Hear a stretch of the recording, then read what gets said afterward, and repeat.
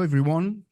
Thank you for joining today to another webinar in the Future Law webinar series. If you're not familiar with that series, if you haven't heard about Future Law, it's a conference on legal innovation, European legal innovation, taking place in May 2024 in the lovely city of Tallinn. And I will share a link to the conference in the chat so you can look it up after the webinar. And if you stay with us until the end, you will get a special discount code for tickets, so it's worth your time. But of course, you're joining today not for the discount code to the conference, but for our brilliant speakers. The topic of today is digital transformation. And this rolls off the tongue rather easily, but as anything in life, it's easier said than done. A lot of organizations struggle with transformation, with digital transformation. So it's always good to have somebody who has done it already and has done it a couple of times. And I'm very happy that Henrik Wehrs and Heikki Ilvessalo will join us today, because those two guys really have done the work. They are advising clients and helping clients, not only advising, but really taking them by their hands and helping them with digital transformation in a legal setting, of course. So we are talking about law firms, legal departments. Thank you, Henrik and Heikki, for contributing your time and sharing your wisdom. Very, very happy that you could make that.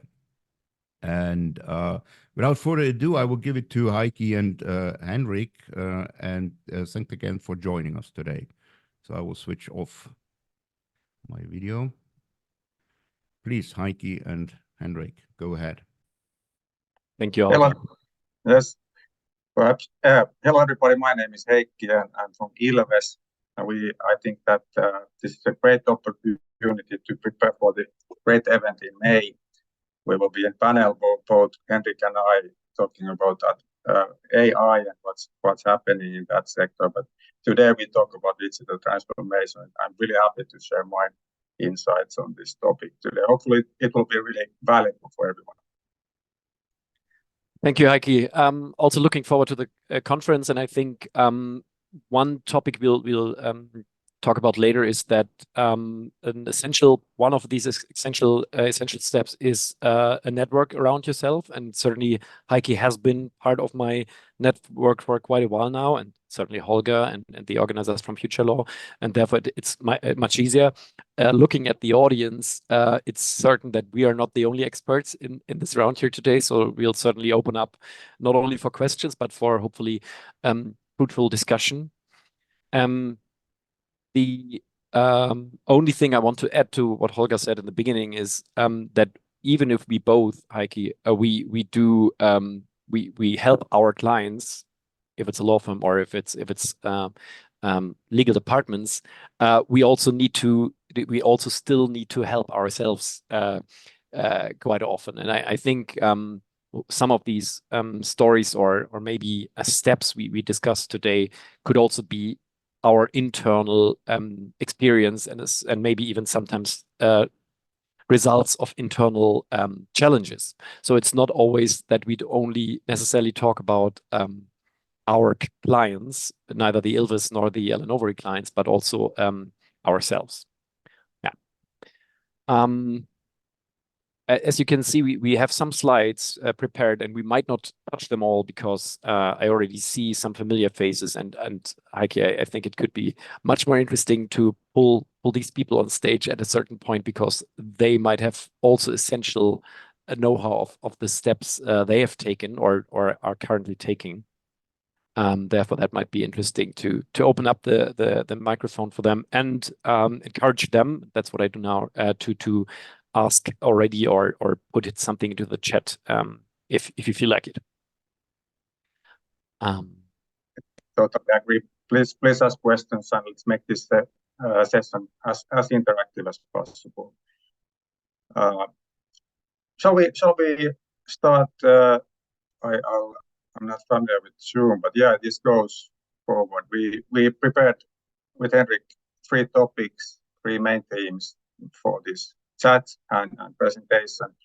First, understanding the current landscape, and then setting the foundation for digital transformation. What does that mean? And then we'll give some tips, practical tips for successful implementation. If I start with I think we skipped these introductions to save time, but here you can see I say a couple of words. I worked, just to give my back a couple of things about my background. I worked in a law firm for 20 years and now some 5 years as an entrepreneur at Ilves. Maybe we want to click that slide that we can see you there. Do you see Henrik's slide, or what slide do you see? I see. I still see the first one, but maybe my screen is frozen. I don't know. So if you I don't know, if you click in PowerPoint, the next slide, then should get there. Yeah, it doesn't really work now. So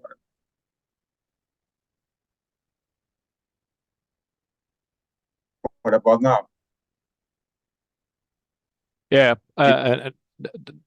we don't need my one. I just wanted to have a look at your agenda.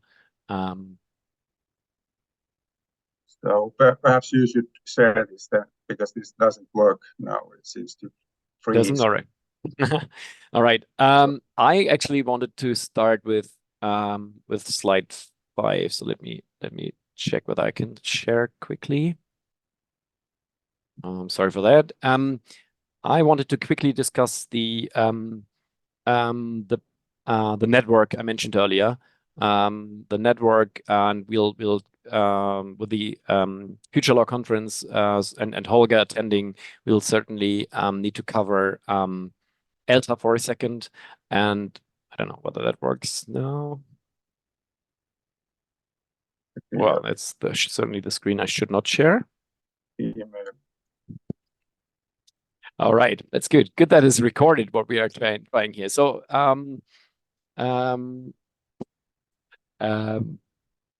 back in a second with that right screen. All right.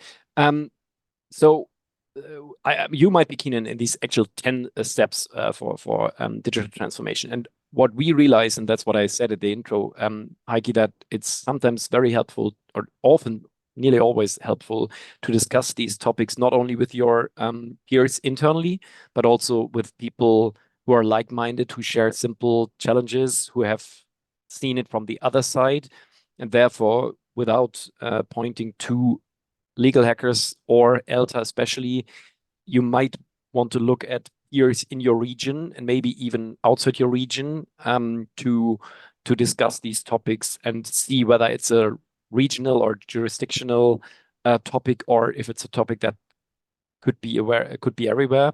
So this is why my best takeaway from getting through this transformation is not to always and only run within your own organization, but very often to look outside what others have been doing.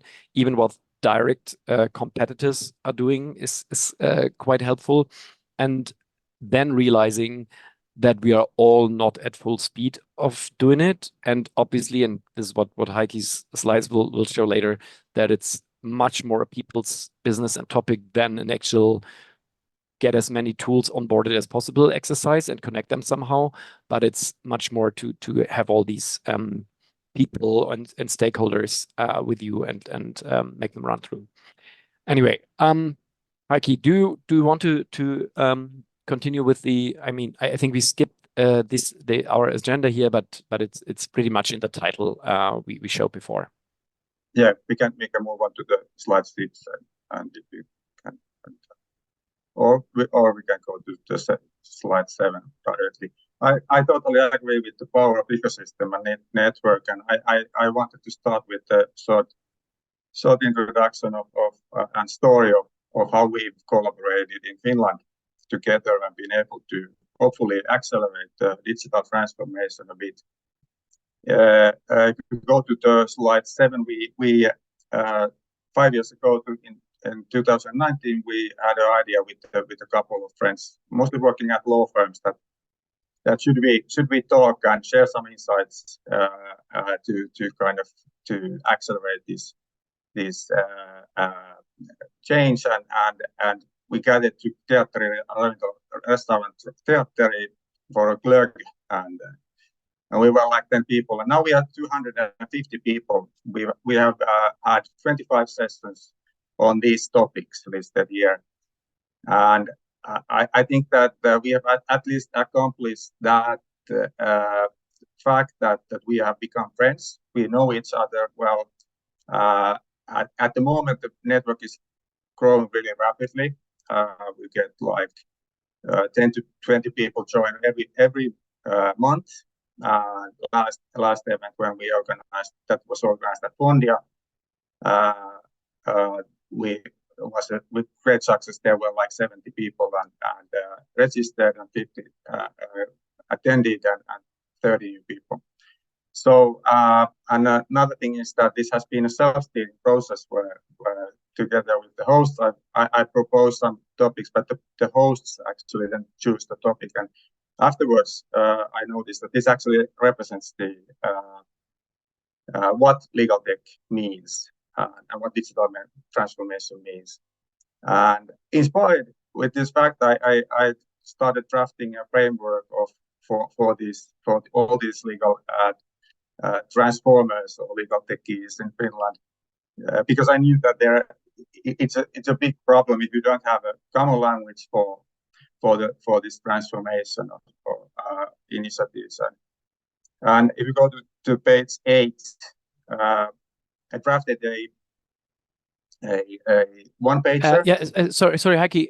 I think this is kind of the core of what we might have in our rucksack today. So this is why I quickly wanted to rediscuss the landscape topic a little longer, and the network topic a little longer, especially when looking into the audience, seeing Andrea, who has been active in this kind of network before, certainly Holger quite a lot, and I also see Stefan Schicker from Germany. So I don't want to make that artificially interactive here, but maybe if we get a quick spotlight, and sorry we didn't prepare that, Andrea and Stefan, but if you're happy to share a bit of not the outcome, but maybe the spirit of building your local networks and maybe helping others, why should they do that without making it a full-time job, that could really help to get the understanding and idea why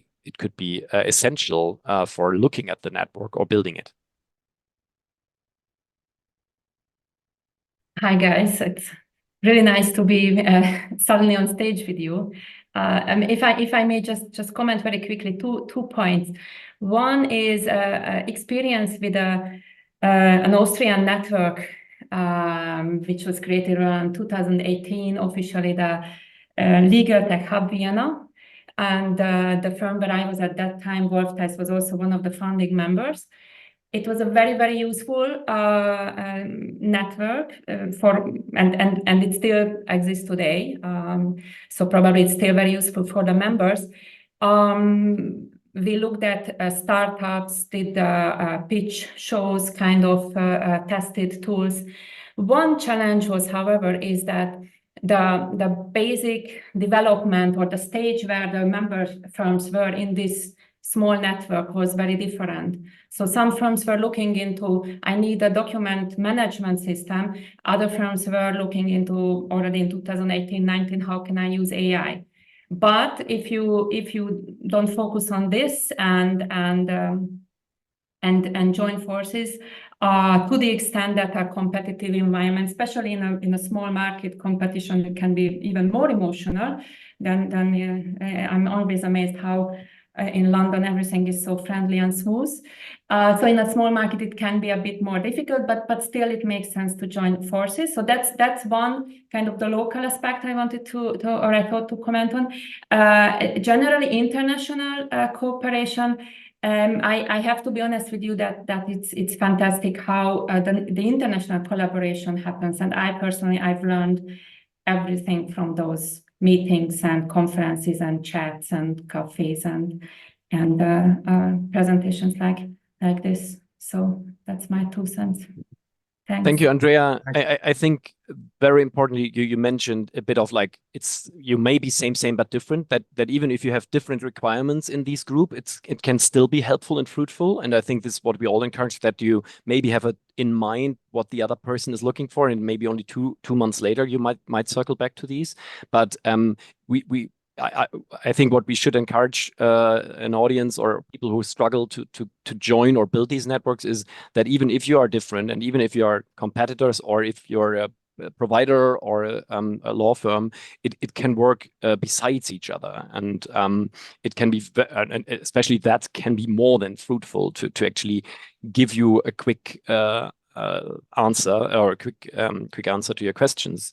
And sometimes these, and Stefan, you can add to that as well.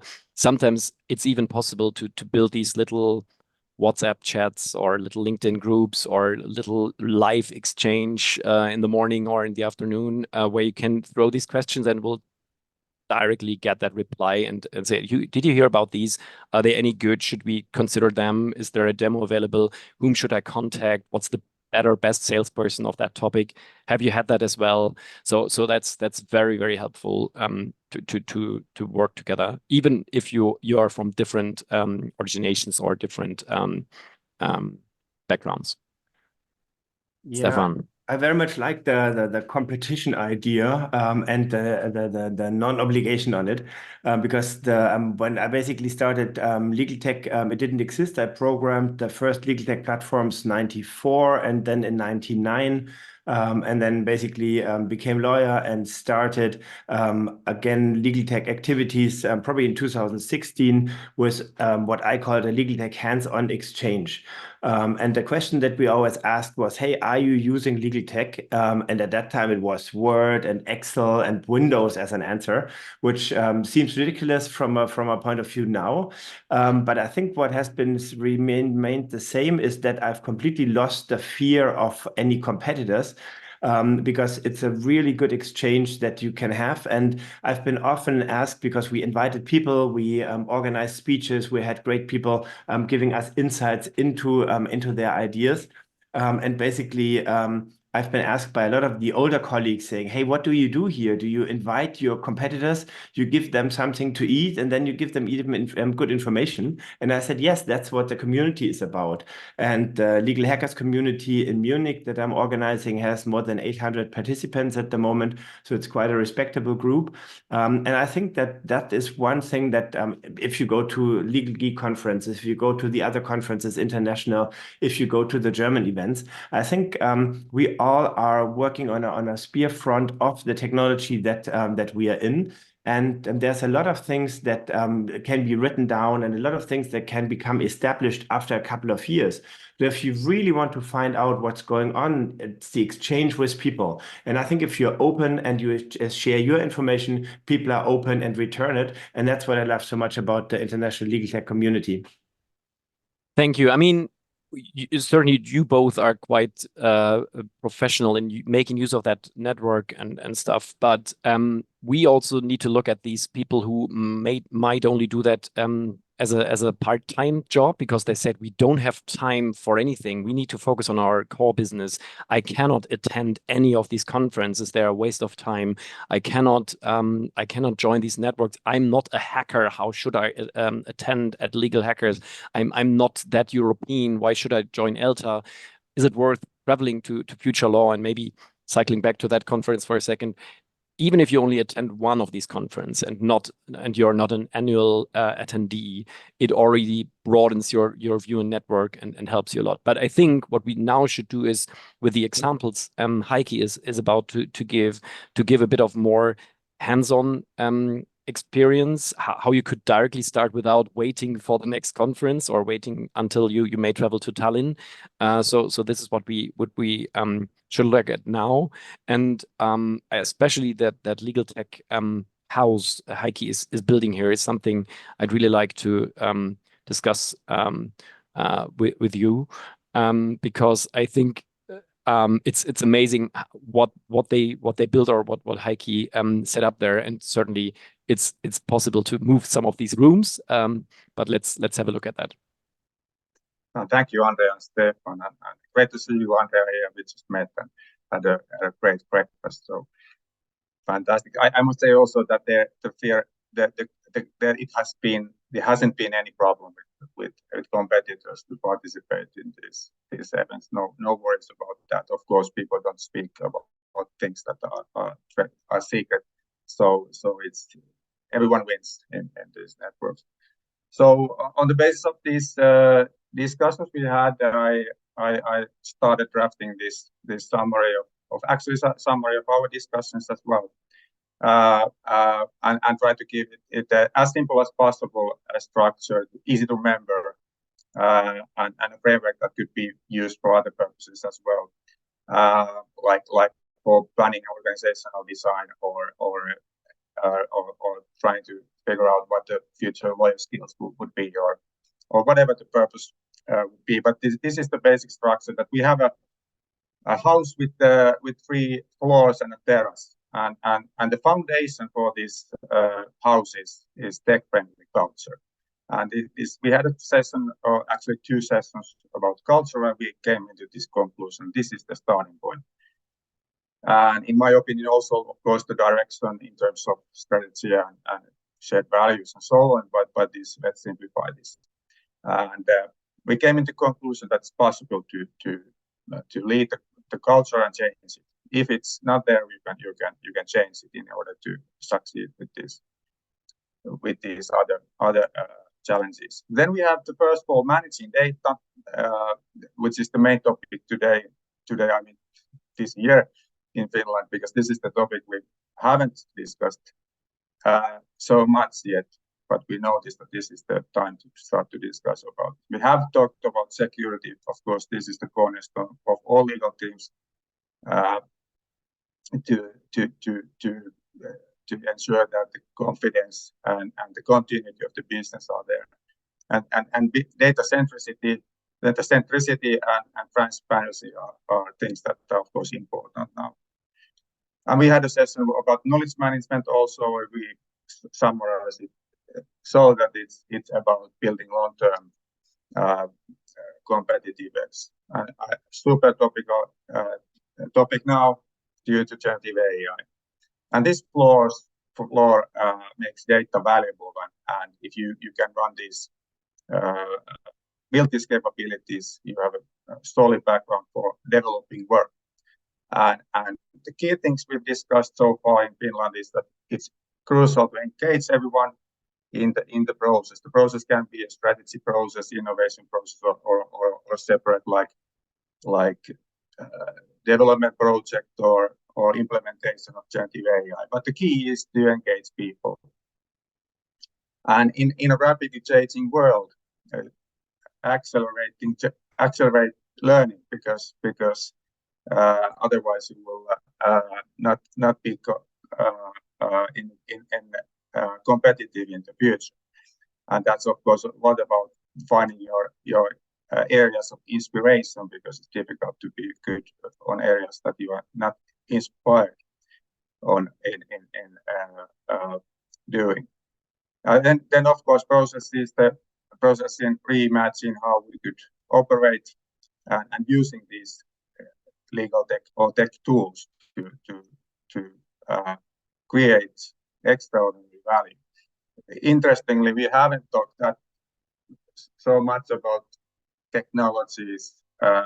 We have a annual session now on legal tech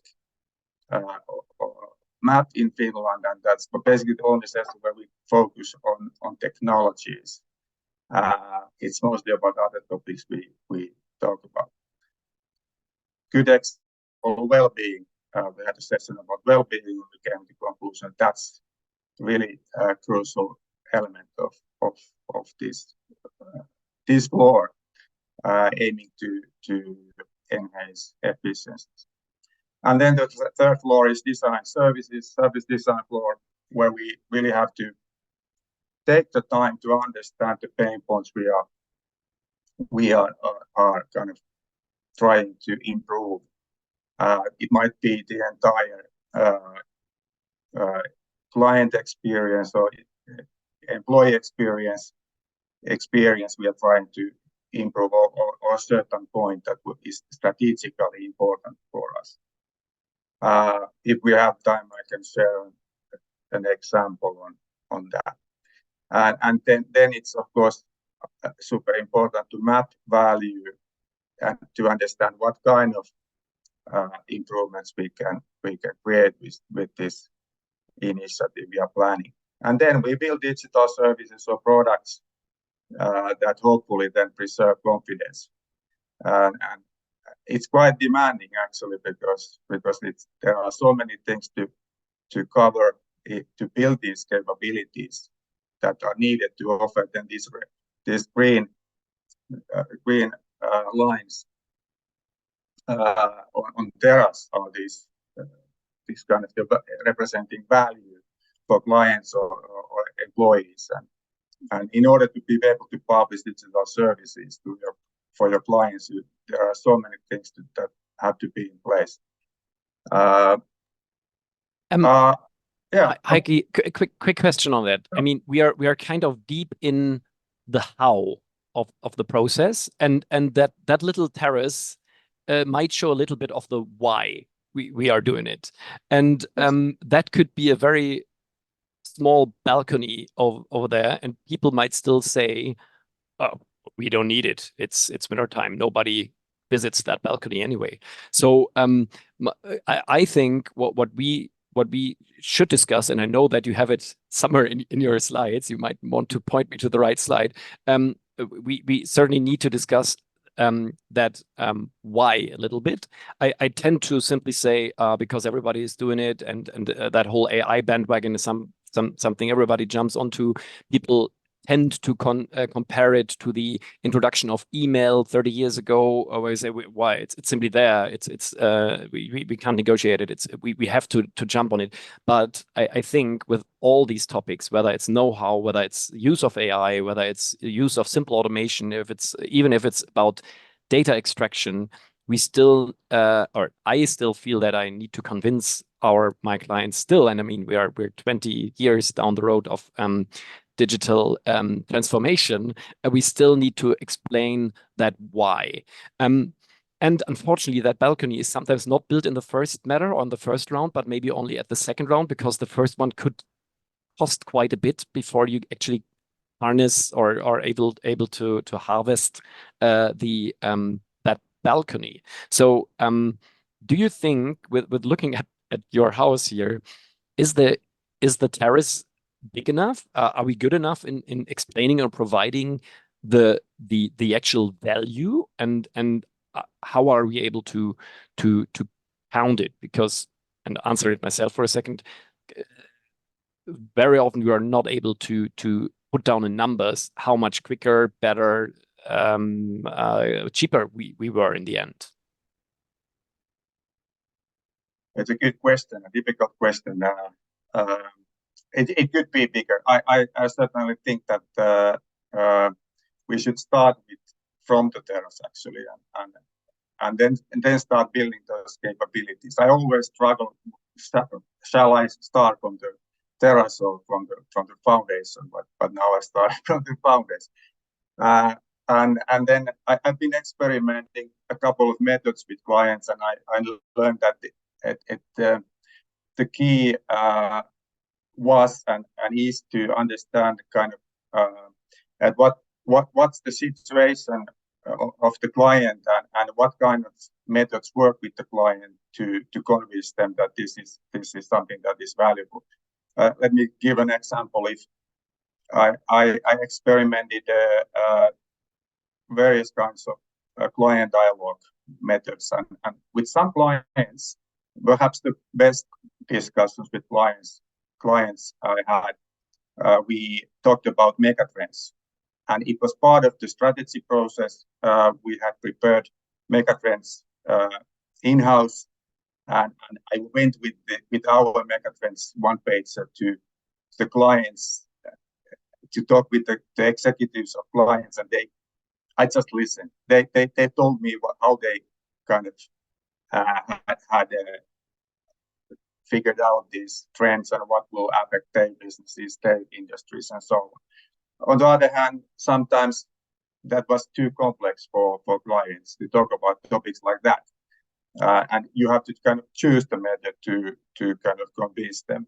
I had several kind of concepts which I then decided what to use and what to experiment. Sometimes it doesn't really work. Sometimes it was too complex, but it's just for me it was experimentation, and that way it was really meaningful for those clients that those who, for example, wanted to talk about these megatrends. Of course, they wanted to be part of the strategy process then, and that's super valuable for a service provider to get that insight for your strategy process. But I think these megatrends sometimes destroyed more than that they actually helped us. And I'm not talking about the old megatrends like cloud years ago, but maybe the recent megatrends with blockchain, NFTs, and certainly the metaverse. I have the feeling that, and turning it positively direct away is, and I think our title is with a pinch of AI today.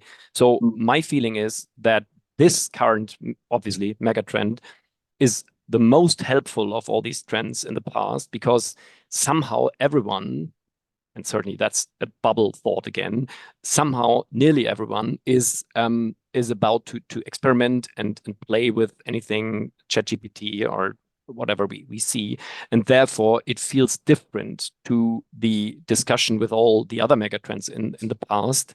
And it really feels like that even the know-how part or the knowledge management part is something that's reconsidered now due to that mega trend. And I was more than critical and skeptical about that overhyped AI bandwagon we currently see, but it really feels like that this is something let's say a single lawyer is able to look at and get the first understanding of. That could be relevant for me maybe a little later. So that's also something for the lame ducks and not only for the first movers. And that was certainly, and feels like for me, for the metaverse and blockchain things was always something only for the first movers. Whereas a lawyer who only spends 2 hours on these innovation topics per week is much more able to get direct and first results and outcomes of to being actually able to use that. And I think it should be on us who seem to focus on innovation all the time to take that energy back into the other processes. And let's say, talking about your house again, put that back into the energy to build and lift that house. I don't want to say that the AI trend is able to carry the whole house and come up with a new foundation, but could be a bit of an elevator here to really help pull other things to get up to that balcony mentioned.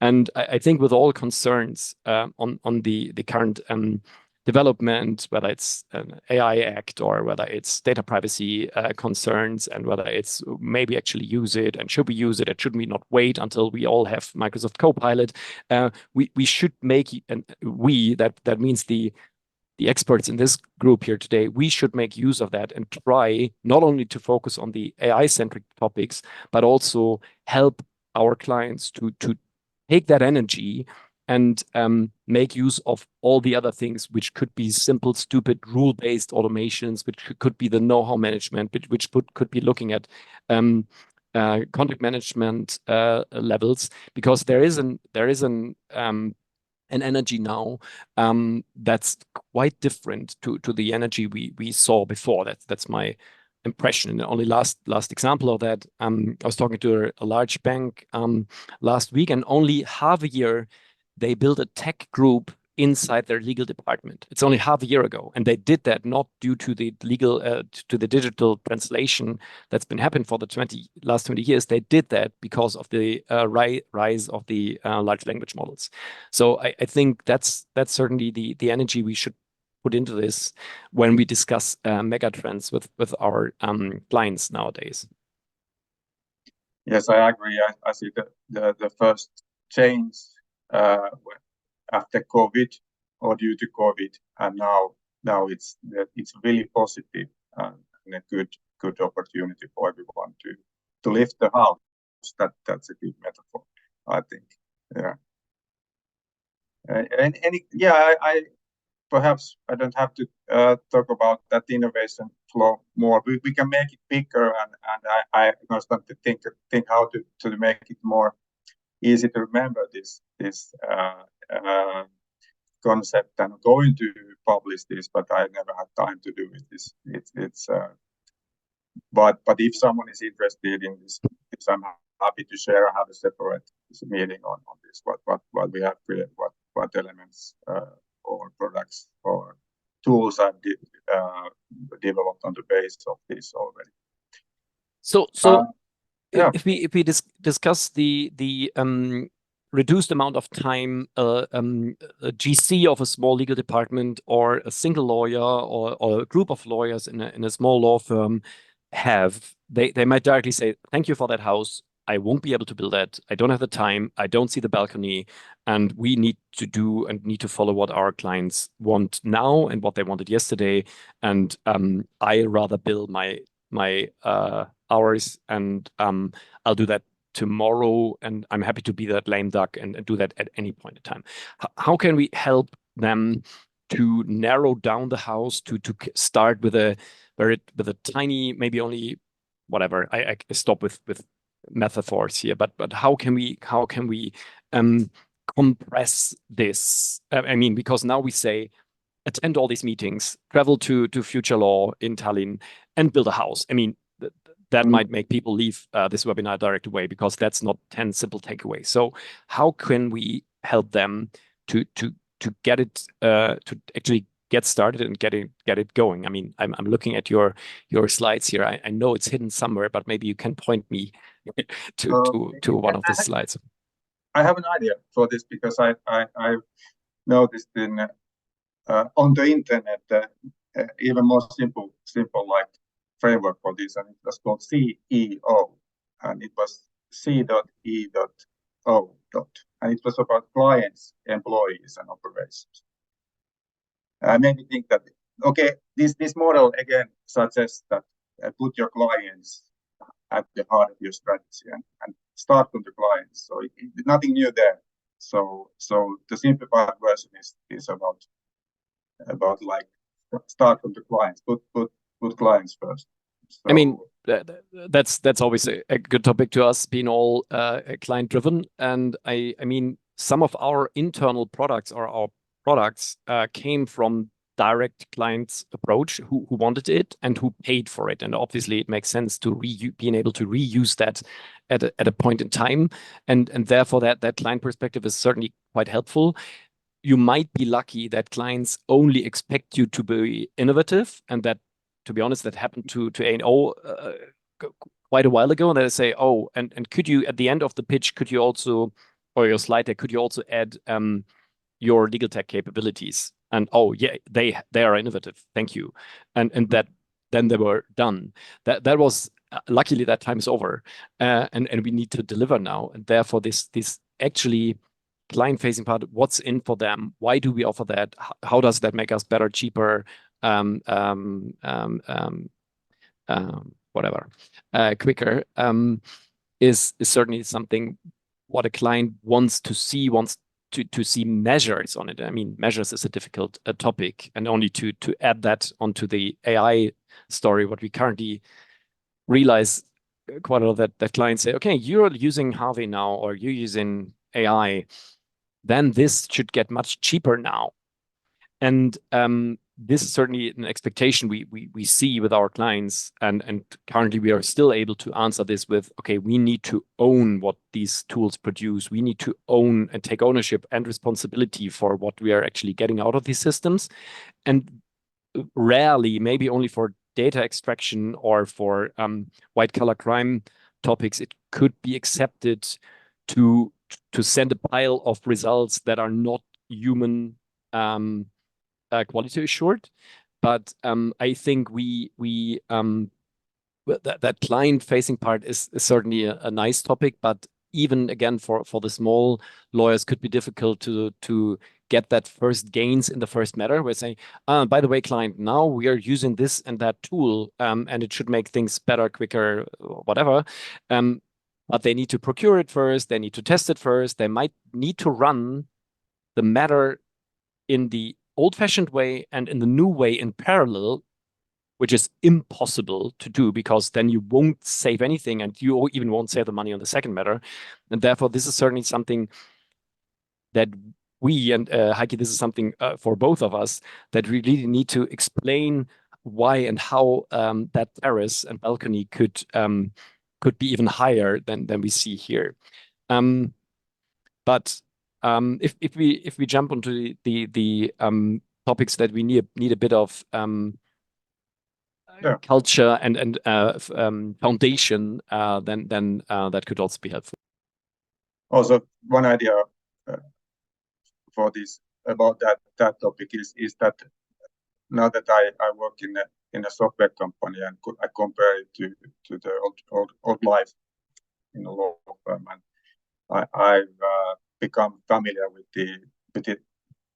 this process of building products, digital products, and this model is kind of like suggesting that these things, especially on the service design floor, are so important if you want to build something valuable, and the innovation is the starting point for that you understand what could be valuable, and for me at least it is something that kind of guided me to start with from this angle.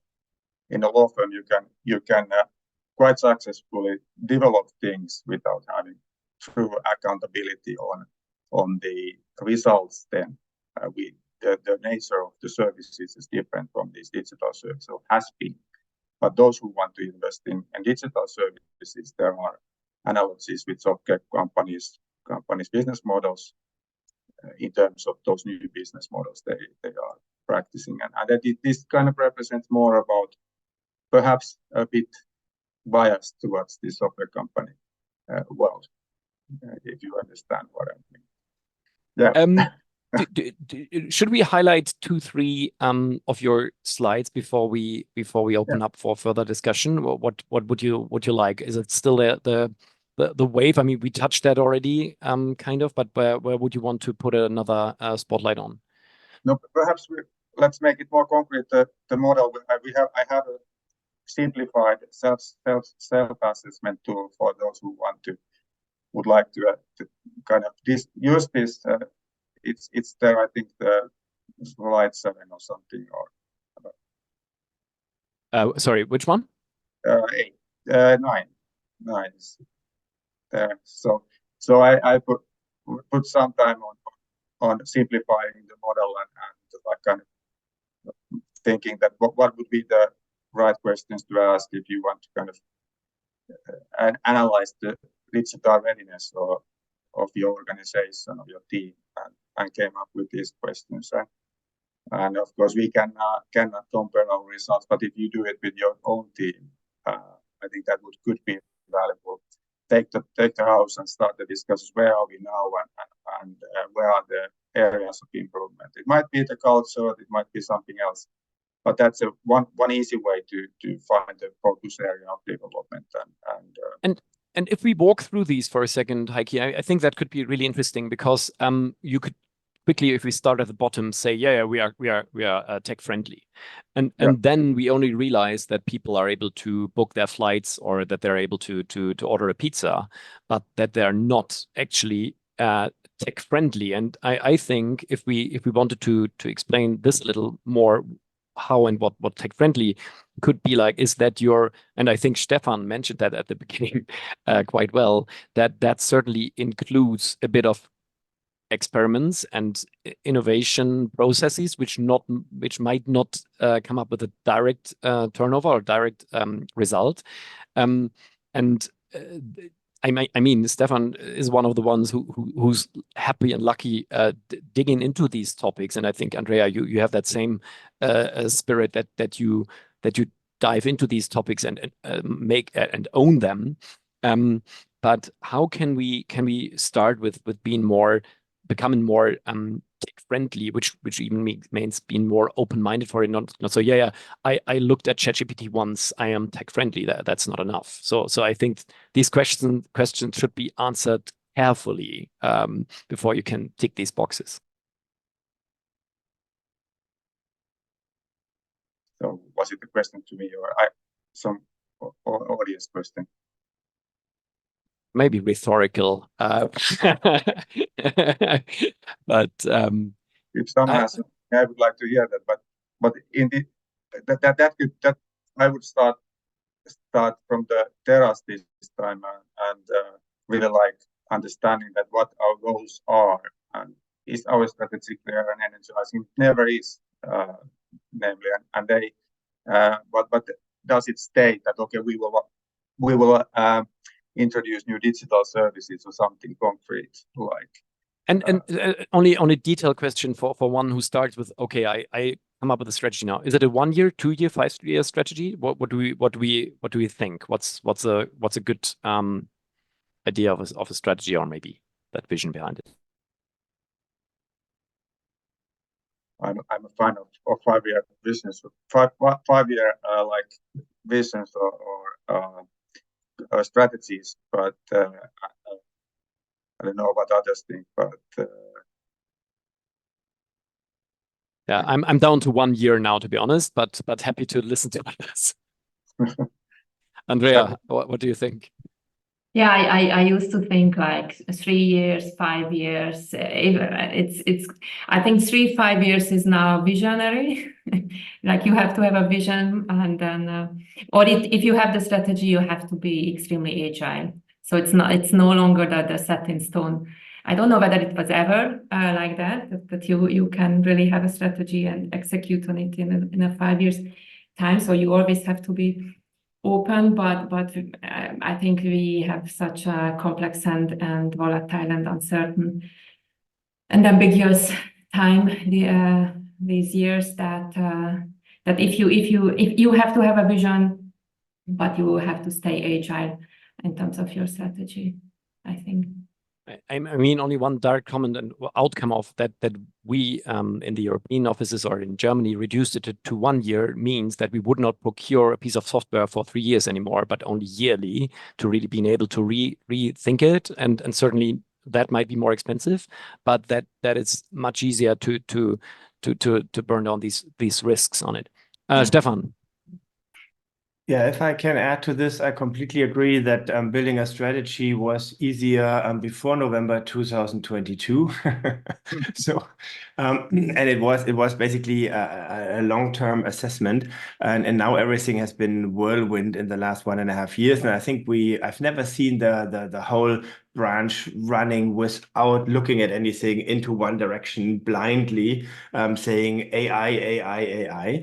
So I think that settles down a little bit now in 2024. We get to do the business again. And I think there's 2 parts which are interesting. The one is, yes, of course, we have to think in a strategy. And Andrea, what you mentioned as a vision and everything, I think that is completely correct. And I think, Henrik, what you said is that if you break it down in smaller, agile things, that is very nice in my eyes, particularly looking at it from a Scrum perspective, where this has been doing for years. What I think is that you shouldn't take the vision as an excuse not to start today. And that's really the big thing. You can think about strategies, you can think about investments, budgets, you can discuss with partners and whomever you want to do. But I think you should start today to train yourself to understand what is AI, what is a large language model, what does prompting mean, and so on. There were times when we didn't know what a USB stick is. And when I started out to give presentations on the internet, and that was around end of the 90s, I couldn't use the word browser because nobody would understand it. So I would say it's an internet page showing program in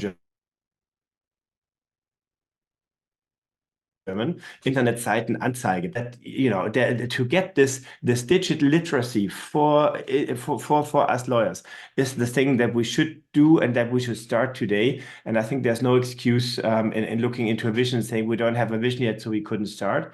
And I think that's very important. Thank you. Heikki, I know that the second point would actually take half a day of further explanation and explaining how you have been successfully able to do that at Ilves.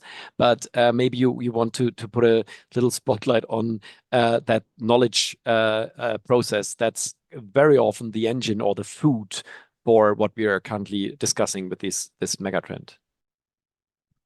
Yes, my background in knowledge management dates back to 2000 and something when it was a big hit in the legal sector and especially in Denmark. And then I think that it wasn't that popular, but now it's the hottest topic, I think, this year. And those, of course, law firms and all other organizations who were invested in this area, how to use and reuse the knowledge and the information at a clear edge now. And this data literacy and digital literacy, from my perspective, I'm really looking forward to the day that it's more commonly interesting for amongst all the players in the field. It's of course starts from the data quality. There are the data standards, internal data standards have to be in place if you have a CRM project or you're willing to use the data in client-facing products in the future. You have to put a lot of effort on that, and data security, cyber security issues, access management issues are really important, and then these tools that build those data capabilities are actually available. Data platforms that normalize the data into a form that you can utilize it, and that's how we do at Ilves. We connect multiple data sources, and then we make our magic on our data platform. But it's about normalizing it, making it possible to access that data from one place, and it also makes it possible to utilize these new large language models in various processes. But I think that we are moving towards the direction that is, for example, law firms, they start to think about these opportunities, but most of the firms still want to buy easy to use point solution kind of products that solve a certain problem. But that's okay because that's why we tech vendors are here. We can provide those data capabilities as a service. Yes. Certainly think that's how it should be. It's not the law firm's job to build all those capabilities and hire all those people. I'm sure that elite law firms have these people and they have really high capabilities and data capabilities, internal capabilities, but the direction it goes to buying that as a service. Yeah, I mean, yes, but my problem is, and I think Stefan just said, we should start now or yesterday and not waiting for the day after tomorrow. But it feels like if we look at the third point in this list here, we all do not operate efficiently, and it feels like we can stop. I mean, it won't work. It won't be efficient. It's not efficient. We are in these technical cluttered environments. I still need to download something before I'm able to re-upload it to an e-signature process or whatever. I need to convert it to a PDF, and I don't know how to do that. And it's still not efficient. How much time we do still spend with searching, certainly inside our email programs or inside our file management systems, is obviously not efficient. And maybe we need to accept that it's human to not be inefficient all the time, but still try to getting there or getting better, and not say, okay, it won't work. We are not at MS 365 yet, so we'll wait until we get that, and then we'll get more efficient.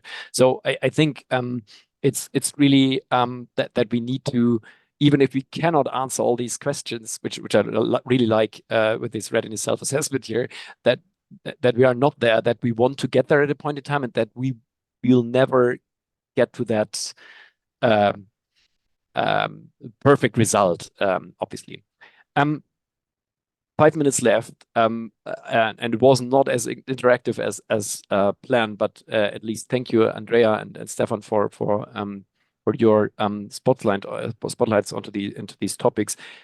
On the networking topic we mentioned before, connect with the others, regroup at Future Law in Tallinn, but also virtually connect via LinkedIn, whatever exchange. But final words from anyone in the audience, or Holger, what do you think?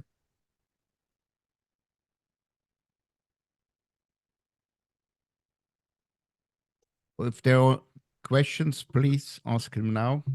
I just shared this discount code in the chat. Please look it up and use it. Do we have any questions? And of course, you can always reach out to Henrik and Heikki. Yes. Happy to continue discussions. We promised 10 points. We have a slide about that. I think the last slide can be sent or yeah, if you could share then a couple of slides together, we will upload the recording on Future Law's. Yeah, we tried to put it together and come up with these 10 points, and they're certainly not exhaustive, and we won't walk through these now. Some are weaker, some are stronger, but I think the first point is quite important, and together with Andrea, we walked a bit already. Stefan, we walked quite a bit, and Heikki, obviously, after COVID, we even walked in person together, and that was really healthy and helpful, and a very good experience. And therefore, this is certainly something that you do not necessarily need to do internally, but you also could look for these stakeholders externally, and even on your competitors' side, it makes sense from time to time to not walk alone. Yeah, and then of course it sounds like a blinding flash of the obvious, but everything starts with the first step. So you just have to move. I guess one of the major problems is that organizations just are too afraid to make the first step and do at least something. You can't do it within a month, a year. Yeah. I think the only, and maybe the 11th step I would add, and that's new to me, because it feels like that we have a bit of a re-Microsoftization recently, and I think this is something smaller organizations and larger ones should look at. And don't quote me on the Microsoft part of it, but look at the things you already have, because that could make things much easier. And unfortunately, very often it's the case with Microsoft that you might already have that and might not make use of it yet. I leave all the examples out here, but it makes sense to look at what other departments are doing if you're working in a legal department, and what you might already have for free because it's already there. And unfortunately, it's the case quite often with the Microsoft environment.